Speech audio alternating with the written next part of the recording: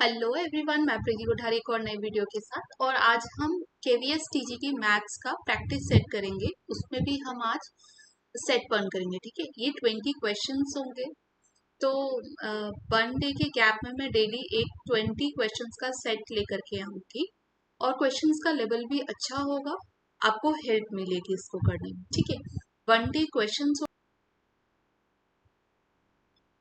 अब देखो, question number 1 है, following data shows the marks obtain by 100 students in a class test. ठीक है, और एक डेटा दिया हुआ है आपके पास। The median will be average of which two observation, आपको ये बताना है। तो सबसे पहले तो हम यहाँ से शुरू कर सकते हैं। हम पे मीडियन पूछा है ना, और हम इवन ऑड के हिसाब से मीडियन निकाल। यहाँ जो n है, यहाँ जो n है वो 100 है। ठीक है, इसका मतलब ये इवन नंबर है। अब अगर मुझे इसके लिए मीडियन निकालना हो, मीडियन कितना आ जाएगा, half of n by two term.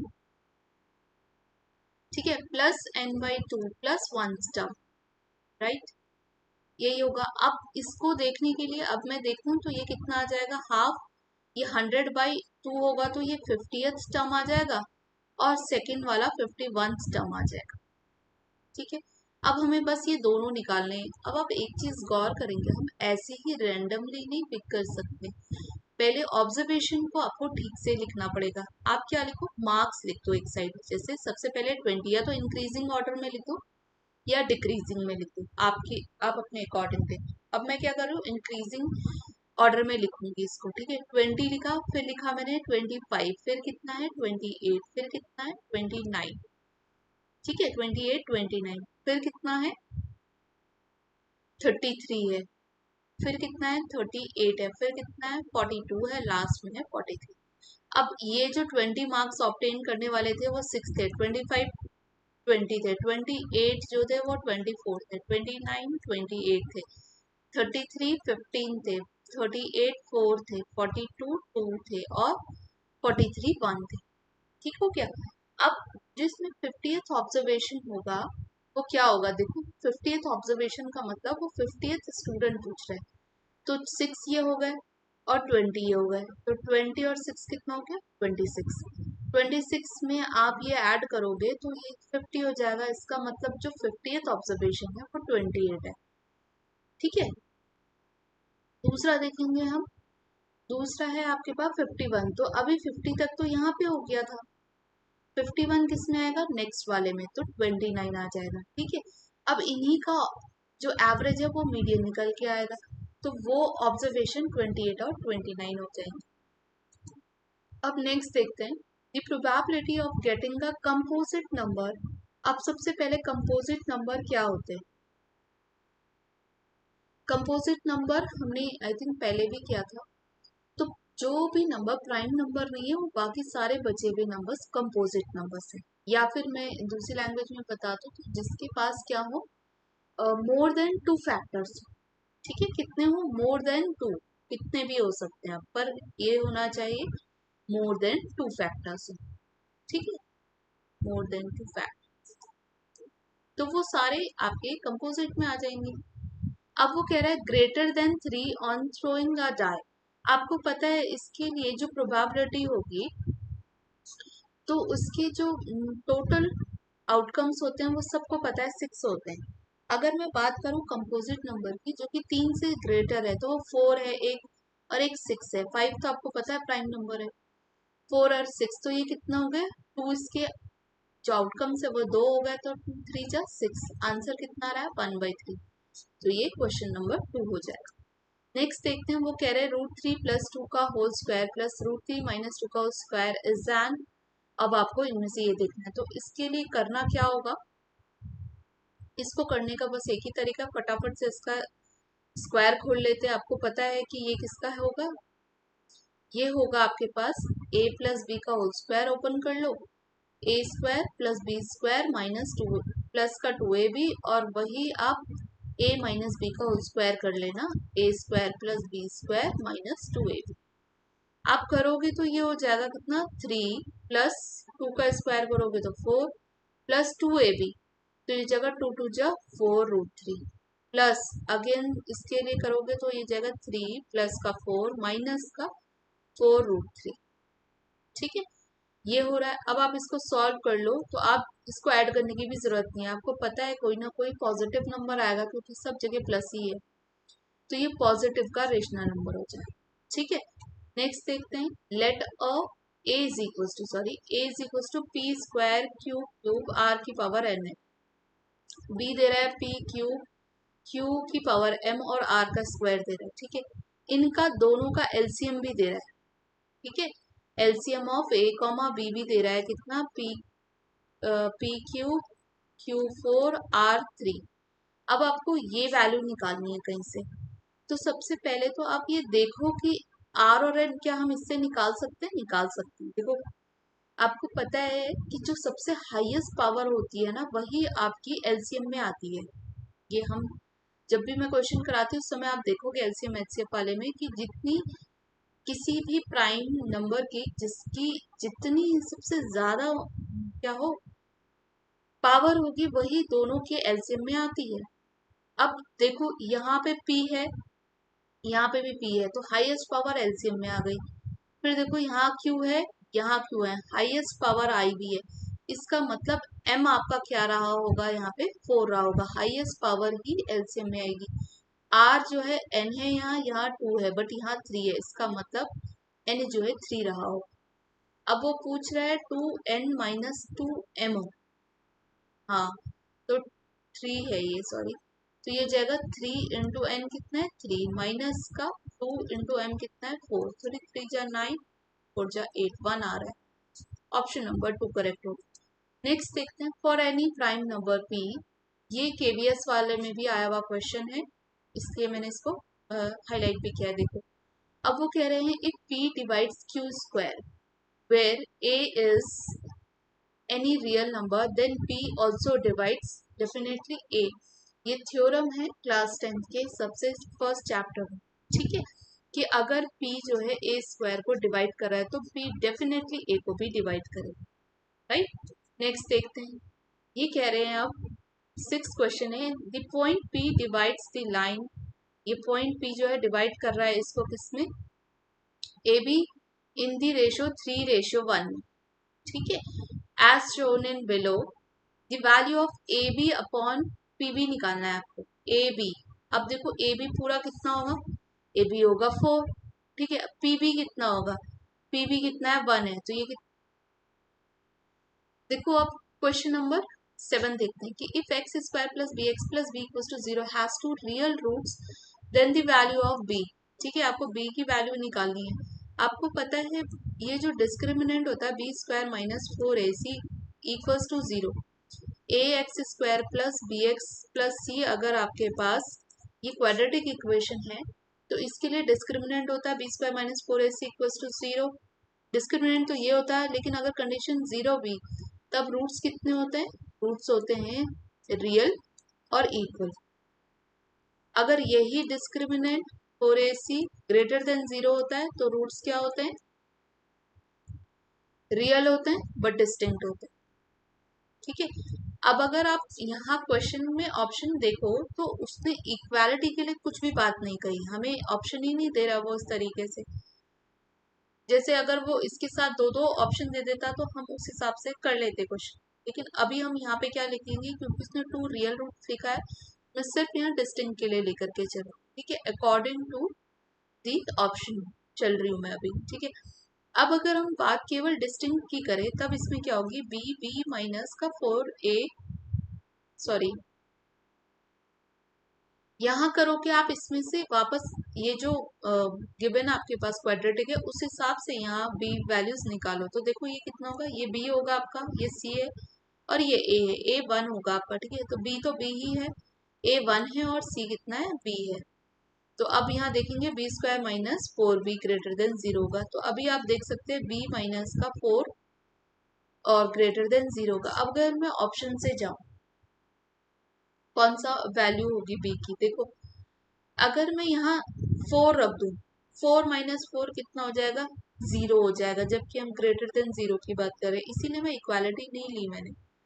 ठीक है, अगर ये इसके साथ जीरो के साथ कोई नंबर दे देता तब हम दोनों इक्वालिटी वाला भी ले लेते। ठीक है, तो अभी हम क्या करेंगे, अगर मैंने ग्रेटर देन जीरो लिया हुआ है तो ऐसी कंडीशन में 4 - 4 जीरो हो जाएगा, तो zero is not greater than zero, तो ये पॉसिबिलिटी भी गई। दूसरी बात, जीरो को लेंगे, जीरो की मल्टीप्लाई करेंगे तो अगेन जीरो, ये पॉसिबिलिटी भी गई। थ्री के केस में भी देखेंगे तो थ्री में क्या हो जाएगा, देखो 3 - 4 कितना आएगा, -1, तो ये भी पॉसिबिलिटी गई आपकी, तीन बचा आपका -3। पुट करके देखो, देखो ये -3 आएगा, ये -3 -4 आ जाएगा। आपको पता है माइनस माइनस का कितना होगा, प्लस हो जाएगा, पर माइनस का 7 आएगा। लास्ट में ये जो दोनों होंगे, ये प्लस का 21 ग्रेटर देन जीरो आ जाएगा। इस वजह से हम इसको हम जो है वो कंसल्ट कर रहे हैं। ठीक है, तो ये हो गया कि -3 आपका ऑप्शन करेक्ट होगा। नेक्स्ट देखते हैं, which of the following equation is a quadratic equation. इसको पहचानना सबसे आसान होता है। देखो वैसे कोई भी पावर जो है वो क्या नहीं होती है, क्वाड्रेटिक में कोई भी पावर फ्रैक्शन में नहीं होती है, तो ये तो पहली गलत हो गया। बात हम करते हैं इसकी और इसकी। ठीक है, यही दो हो सकते हैं। ये एक्स भी पावर जो है -1 में जा रही है, ये भी नहीं हो सकता है। पावर हमेशा एक कंप्लीट नंबर होगा, ये आपको पता है। अगर मैं बात इसकी करूं, इसको और इन दोनों को एक्सपेंड करके देखते देखते हमारी वैल्यूज कुछ आ रही है या नहीं। ठीक है, यहाँ देखेंगे तो ये हो जाएगा कितना, सॉरी, ये हो जाएगा x³ is equal to x³। ठीक है, -1 का क्यूब, -3x और x-1। ठीक है, प्लस का 3x² हो जाएगा। ये से ये कैंसिल हो गया है, पर इसको आगे आप और एक्सपेंड करेंगे तो 3x² प्लस का ये कितना हो जाएगा, 1 हो जाएगा, प्लस का 3x²। ये भी इसमें x² का टर्म ही नहीं बच रहा है हमारे पास।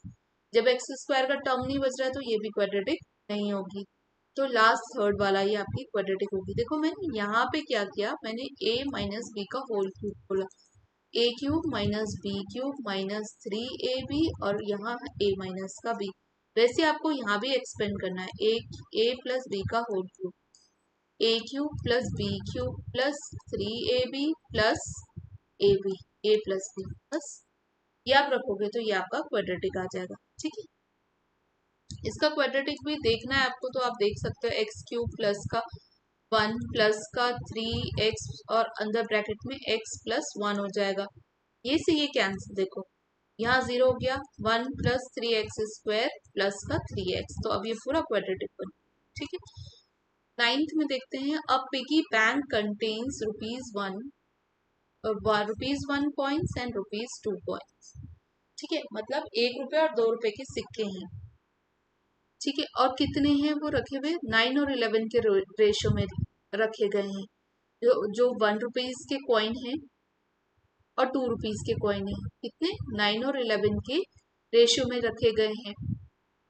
The piggy bank is accidentally dropped and a coin pops out of it. The probability that it is a ₹2 coin is okay. अब देखो इसमें कितना अच्छा है, हमें 1 और ₹2 का तो हमें एक सिंबल दे दिया है ना, हेड एंड टेल समझ लो आप, कि हेड एंड टेल का ये कॉन्सेप्ट हमें दे दिया है, हेड और टेल का।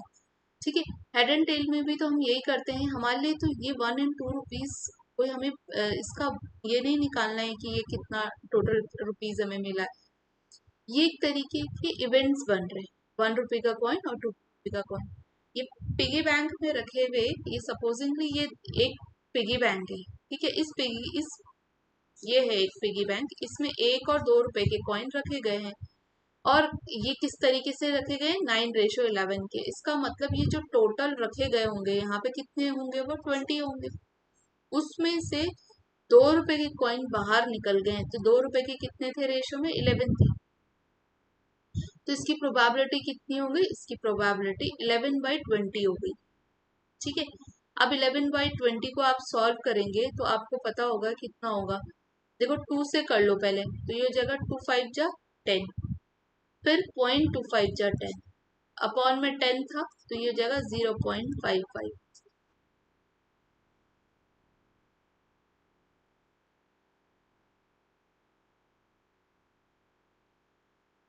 देखो नेक्स्ट क्वेश्चन नंबर 10 है, which of the following statement is false, and first लिखा है इसमें two right angles are always similar. तो यही आपका फॉल्स स्टेटमेंट है। इसका रीजन क्या है, देखो जब आप राइट एंगल ट्राइंगल बनाएंगे ना, तो हो सकता है कि कोई इन दोनों, ये इसको भी 45 डिग्री का बना दे, इसको भी 45 डिग्री का बना दे, ये तो 90 है, लेकिन हो सकता है कि कोई दूसरा पर्सन जो है इसको तो 90 रखे लेकिन इसको 30-60 बना दे, हो सकता है ना। या कोई इसको 30 कोई इसको 60 बना दे। तो सारे राइट एंगल्स सिमिलर होंगे ये जरूरी नहीं है। हाँ, स्क्वायर के तो सारे एंगल्स 90 होने चाहिए, इक्विलेटरल के सारे 60 होते हैं, सर्किल में जो मिड एंगल होगा वो 360 डिग्री का होगा, और शेप भी सबका सर्कमफेरेंस तो मतलब सब केवल रेडियस चेंज होती है, बाकी तो सर्कल सब ऐसे ही दिखेंगे ना। तो ये सिमिलर होंगे, ठीक है। तो आपका जो आंसर होगा वो अकॉर्डिंग टू दैट कितना हो जाएगा, ऑप्शन नंबर 1 करेक्ट हो जाएगा। 11th क्वेश्चन देखते हैं, in the adjoining figure ABCD is a trapezium in which X Y A B C D, X Y A B और सी डी ये सब के सब पैरेलल हैं, ठीक है। If A X is equal to 2/3 A D, क्या कह रहा है, ए एक्स है, ठीक है, पॉइंट है ये 2/3 ए डी। दूसरा कह रहा है सी वाई रेशो वाई बी, ये निकालना है आपको। सी वाई रेशो वाई बी ना लिख करके मैं इसको ऐसे लिखती हूँ, कैसे, सी वाई अपॉन में वाई बी लिखते हैं, ठीक है। अब क्या कह रहा है, ए एक्स अपॉन में ए डी, ए डी मतलब जो पूरा टोटल है वो 3 है, ए एक्स ए डी, नहीं नहीं, हाँ ए डी तो 3 है आपका, और ए एक्स कितना है, 2 है। तो क्या हम ये वाला पार्ट निकाल सकते हैं, अगर ये निकल गया है तो 3 में से ये 1 होगा आपका, ठीक है। और हमें ये पता है, देखो अगर मैं इसको ज्वाइन कर दूं ना, ऐसे ऐसे ज्वाइन कर दूं, तो हमारे पास एक थ्योरम है, बेसिक प्रोपोर्शनैलिटी थ्योरम है। वो ये कहती है कि अगर जो है ये 1/2 के रेशियो में डिवाइड कर रही है इसको, ठीक है। अगर हम कोई भी जो ये लाइन है एक थर्ड साइड के पैरेलल हो, तो जो इनके रेशियोज होंगे ना वो रेशियोज इक्वल होंगे। तो ये 1/2 में डिवाइड करेगा, सिमिलरली ये भी 1/2 में ही डिवाइड करेगा, ठीक है, हो गया। तो इस तरीके से क्या हो जाएगा, इसका जो रेशियो आएगा वो भी 1/2 ही आएगा। तो यहाँ बेसिक प्रोपोर्शनैलिटी थ्योरम का यूज हो रहा था, राइट। वाई बी यही पूछा है हमें, और हमें पूछा क्या है, सी वाई अपॉन में वाई बी, हाँ ठीक है, 1/2 का यूज होगा इसमें। अब नेक्स्ट क्वेश्चन देखते हैं, 12th क्वेश्चन में है, the value of 2 tan 60 degree upon में 1 माइनस टेन स्क्वायर 60 डिग्री है, is the same as the value of. अब आपको ये चेक करना है किस वैल्यू के बराबर है। तो सबसे पहले हम, आपको पता होगा 30 डिग्री की वैल्यू -1/√3 होती है, ठीक है। 60 की वैल्यू कितनी होती है, 2 × √3/2 होती है साइन की। इसकी बात करें तो √3 होती है, और इसकी बात करें हम तो ये 1/2 होती है इसकी वैल्यू, ठीक है, 1 होगी। तो इसकी √3 आ गई, इसकी -√3, इसकी -1/√3। ये चेक करते हैं इनकी कितनी आ रही है। 60 मतलब √3 होता है, 1 माइनस ये भी √3 का स्क्वायर 3 हो जाएगा। सॉल्व कर लो आप थोड़ा, तो ये कितना हो जाएगा, देखो 2√3 अपॉन में -2, तो -2 से -2 कैंसिल, यहाँ माइनस आ गया, मतलब ये प्लस का है, मैंने सीधे माइनस यहाँ लिख दिया, -√3 आंसर आ रहा है। -√3 मतलब थर्ड नंबर ऑप्शन करेक्ट है। 13th देखते हैं, which of the following statement is false. Check करते हैं, infinite number of tangents can be drawn to a circle, right. क्योंकि एक सर्किल जो है वो इनफाइनाइट पॉइंट से मिलकर बना है, और हर पॉइंट में हम एक टेंजेंट खींच सकते हैं, तो ये तो करेक्ट है, ठीक है। इसलिए ये हमारा आंसर नहीं हो सकता। The finite number of tangent can be drawn to a circle from outside the circle, ये हमारे लिए ऑप्शन राइट हो जाएगा। कि ये ऑप्शन वैसे रॉन्ग है, कैसे, अगर हम बाहर कोई पॉइंट पी है, तो आपको पता है हम इससे ना केवल 2 ही टेंजेंट ड्रॉ कर सकते हैं, 2 से ज्यादा टेंजेंट हम ड्रॉ ही नहीं कर सकते, ठीक हो गया, बाकी चेक करने की जरूरत नहीं। 14 देखते हैं, in the adjoining figure P A and P B R tangents, ठीक है। वो सर्किल सेंटर ओ, यहाँ पे 210 ना एक एंगल भी दिया था। The measure of APB, APB ये निकालना है आपको।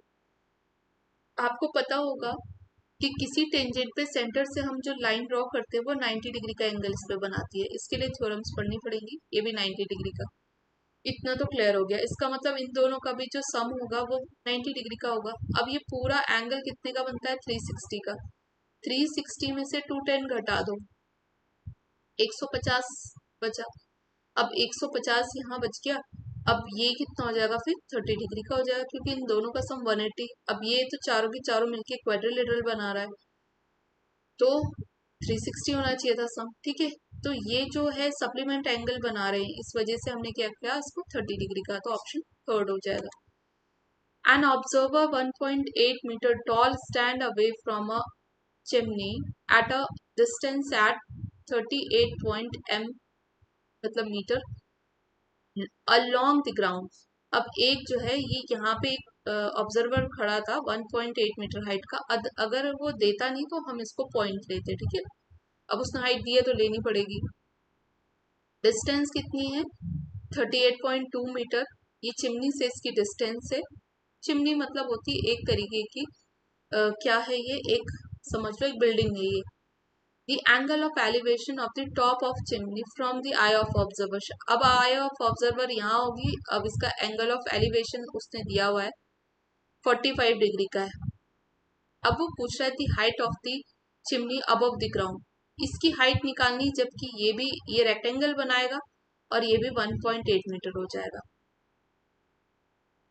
अब हमें ये निकालना है, आपके पास ये हाइट निकालनी है, ठीक है। तो इसको निकालने के लिए क्या करेंगे, देखो ये भी तो 38 पॉइंट क्या होगा, 38.2 मीटर ही होगा, ठीक है। और कुछ दिया हुआ है इसमें नहीं,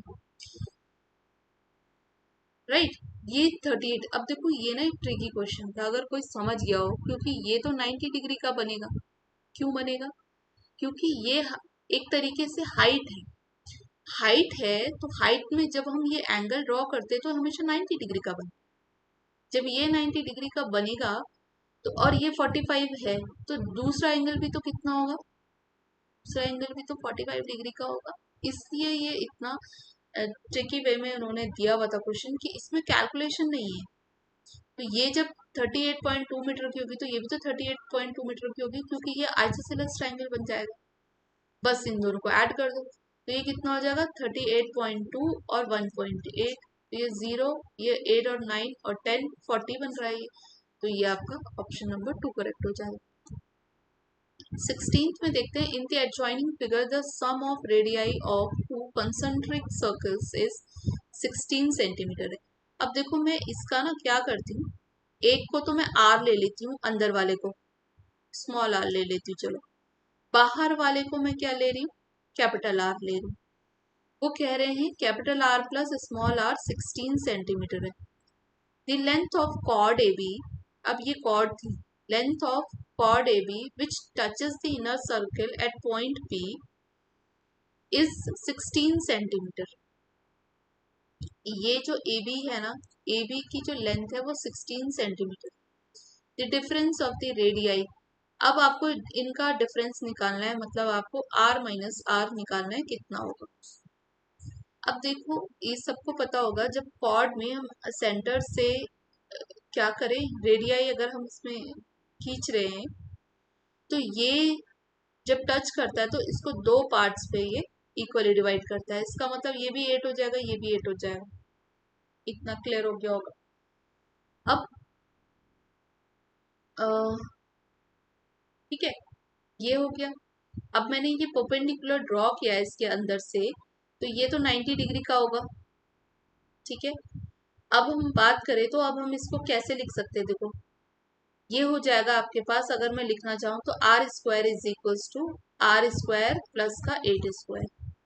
तो R square minus R square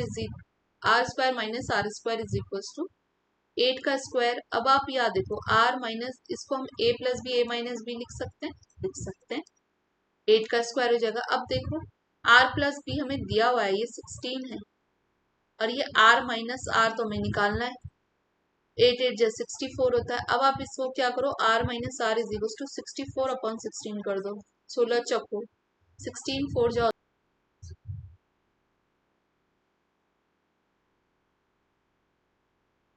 देखो बात करते हैं क्वेश्चन नंबर 17 की। A cone of height 12 centimetre and slant height 13 centimetre is surmounted on a hemisphere. मतलब वो ये कह रहे हैं एक हेमिस्फीयर के ऊपर एक कोन रखा गया है having radius equal to that of cone. Cone की और हेमिस्फीयर की जो रेडियस है वो सेम है। The entire height of solid. अब वो बनेगा कैसे, पहले सॉलिड बनाते हैं।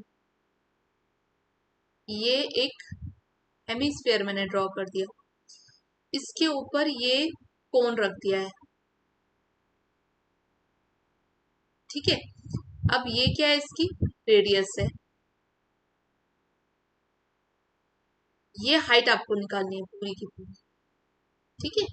ये हाइट आपको निकालनी है, जबकि ये 12 दी है, ये 13 दी है। अब आप मुझे बताओ कि ये एक हेमिस्फेयर है।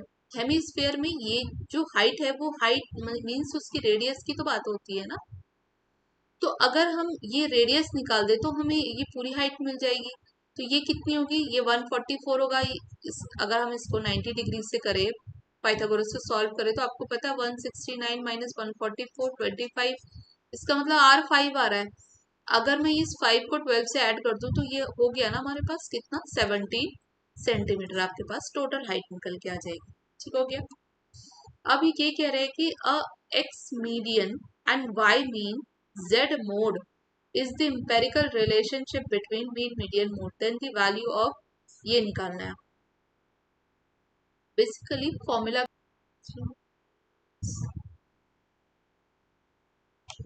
देखो मोड इज इक्वल टू होता है 3 मीडियन माइनस 2 मीन।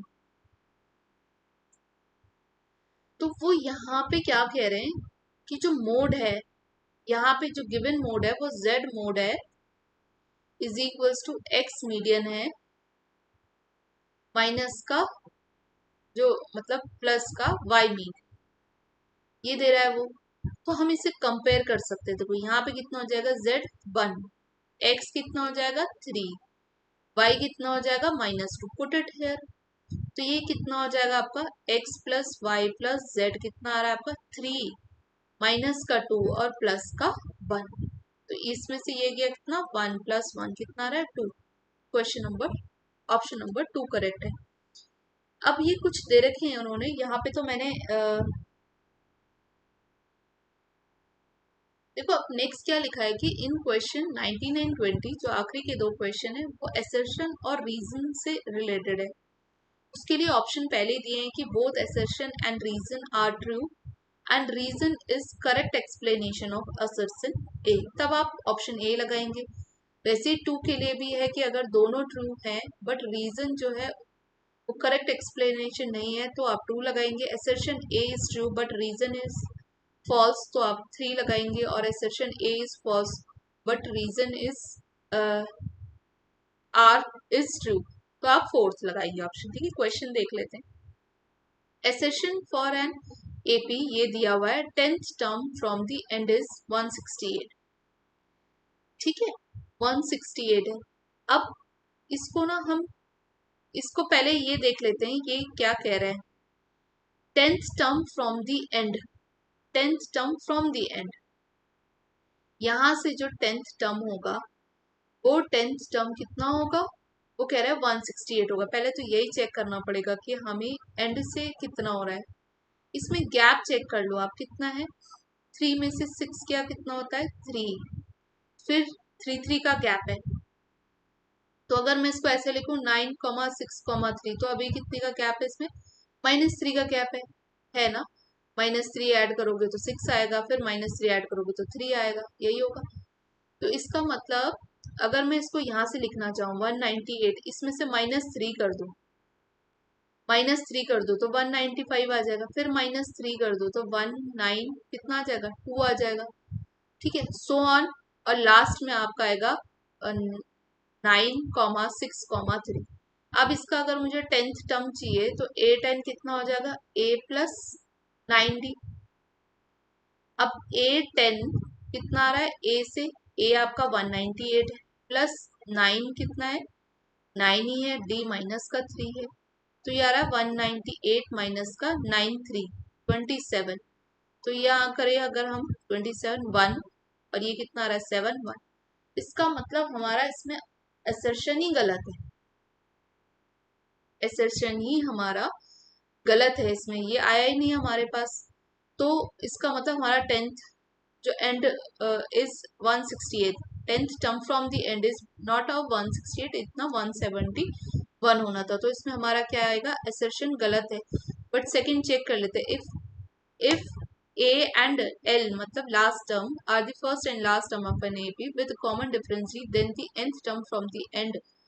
हम कैसे करते हैं, लास्ट टर्म आप देख लो, ये होगा आपके पास लास्ट टर्म माइनस का, इसको ऐसे भी लिख सकते हैं, last term minus minus N minus one और डी, ये लिख सकते हैं हम इसको, ये बिल्कुल करेक्ट लिखा है, रीजन करेक्ट है, पर क्या करेक्ट नहीं है, असर्शन करेक्ट नहीं है। अब देखते हैं क्या है, बोथ assertion and नहीं, assertion A, assertion is false, reason is right, ठीक है, फोर्थ ऑप्शन करेक्ट होगा। अब 20th में देखते हैं, for an acute angle theta sec theta is equal to 3 है, tan theta is equal to 2√2 है, this implies tan theta is equal to 2√2 है, ठीक है। तो वो पूछ ये दे रहे हैं कि ये इसके लिए रीजन ये करेक्ट है या नहीं, पहले तो हम यही देख लेते हैं, अगर sec थीटा 3 है मतलब हमें पता है 1 plus tan square theta is equal to sec square theta, सबको पता होगा, तो 1 plus tan square theta is equal to sec theta 3 है, तो ये कितना हो जाएगा 9 हो जाएगा।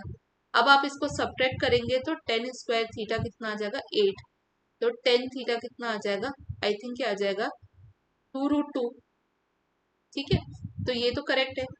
लेकिन रीजन देख लेते हैं, अब देखो रीजन इसने ये आइडेंटिटी गलत दी हुई है, अभी मैंने आइडेंटिटी लिखी है यहाँ पे 1 प्लस होता है, 1 plus tan square theta sec square theta होता है, तो अब आपके पास क्या होगा, एसर्शन तो आपके पास सही था लेकिन क्या नहीं है, रीजन गलत था, तो इसका ऑप्शन नंबर 3 होगा, ठीक हो गया।